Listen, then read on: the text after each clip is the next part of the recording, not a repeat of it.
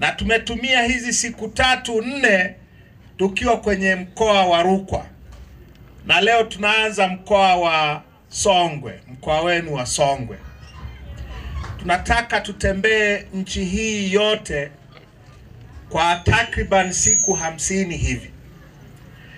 Tunawataka wananchi tukubaliane, tuelewane kwamba nchi hii sasa, kwa utaratibu ulivyo wa chaguzi zetu, mbele hakuendeki. Mbele hakuendeki. Na mbele hakuendeki sio kwa sababu wananchi nyie hamko tayari kuchagua viongozi mnaowapenda. Mbele hakuendeki kwa sababu tuna mfumo wa uchaguzi ambao umejaa dhulma. Tuna mfumo wa uchaguzi ambao umejaa uonevu.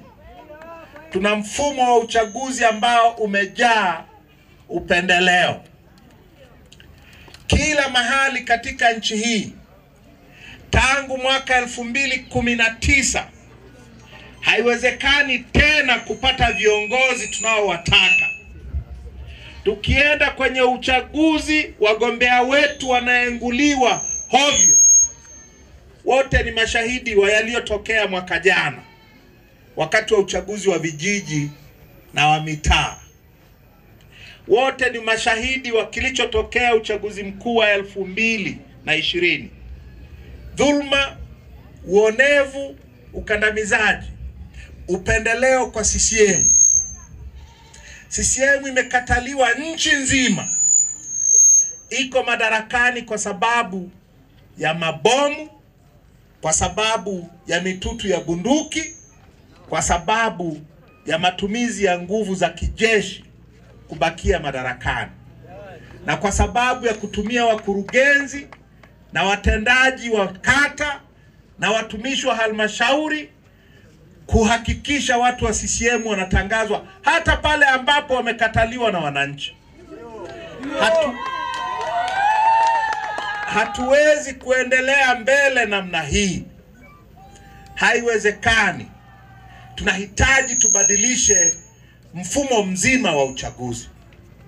Mfumo wetu wa uchaguzi ni mfumo wa CCM. Na haya maneno siyasemi mimi mara ya kwanza. Yalisemwa mara ya kwanza na aliyekuwa jaji mkuu wa Tanzania, marehemu Francis Lucas Nyalali, aliyeteuliwa na Rais Mwinyi mwaka 90 ili kuishauri nchi yetu namna ya kuingia kwenye mfumo wa vyama vingi vya siasa. Jaji mkuu Nyalali na tume yake walisema kama tunaingia mfumo wa vyama vingi vya siasa, ili mfumo huo uwe bora, uwe na faida, lazima kwanza tuwe na katiba mpya. CCM wamekataa katiba mpya tangu mwaka huo. Nyalali akasema ili tuwe na mfumo wa vyama vingi wenye manufaa, lazima tuwe na mfumo huru wa uchaguzi, wenye tume huru ya uchaguzi, wenye sheria mpya za uchaguzi, usioruhusu wagombea kuenguliwa, usioruhusu kura feki. CCM wamekataa mapendekezo hayo tangu mwaka 91. Yamerudiwa mara nyingi hayo mapendekezo. Yalirudiwa na Jaji Kisanga mwaka 98, yakarudiwa na Jaji Mark Bomani mwaka 2003, yakarudiwa na Jaji Joseph Sinde Warioba mwaka 2014. CCM wamekataa. Tukaenda kwenye maridhiano, mnakumbuka.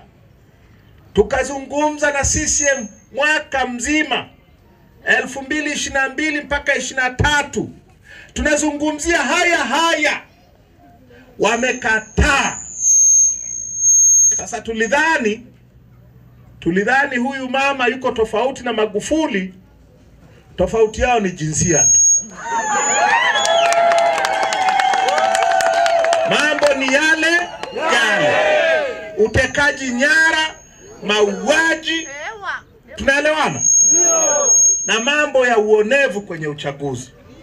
Sasa kwa sababu hawataki, inabidi tutumie mbinu tofauti. Inabidi, kwa vile hawataki mabadiliko, inabidi tutumie mbinu ya kulazimisha mabadiliko.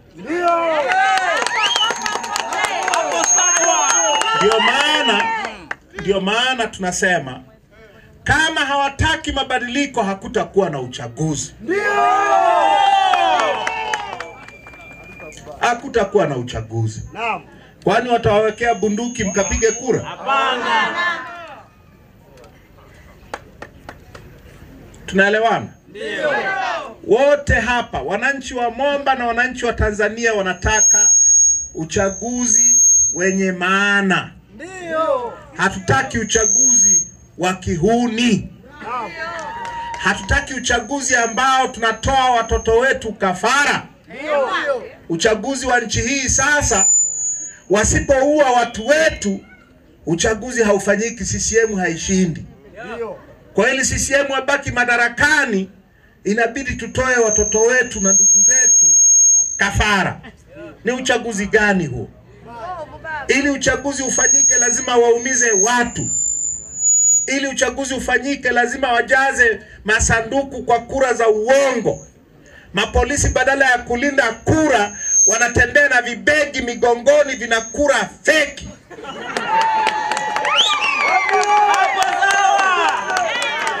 Hatutaki tena. Hatutaki tena.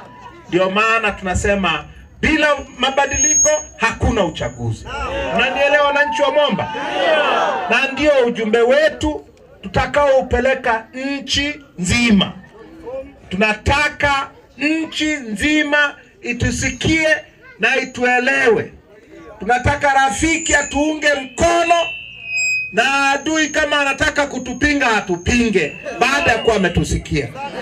Huo ndio ujumbe wangu kwenu vile vile. Sawa sawa?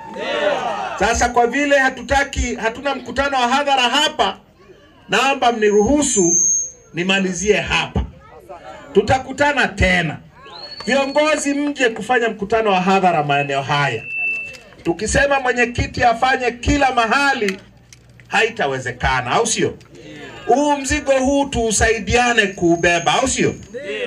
Na vile vile tutoe michango hii kazi ifanyike. Haya magari yanahitaji mafuta. Mafuta yanapatikana bure? Au hapa mheshimiwa mwenyekiti, tunaomba ulipokee na iwe sehemu ya upendo kwetu kwako. Asanteni wana Momba kwa ukarimu wenu. Mwenyekiti amelipokea zawadi kwa mikono miwili. Mwenyekiti anataka sema nini? Yaani tutaenda nayo. Huyu sio? Kesho supu. Sawa? Asanteni sana kwa upendo wenu. Haya, asante sana Momba mheshimiwa mwenyekiti. Sasa tunaomba muendelee kutuombea ili msafara mwenyekiti uendelee.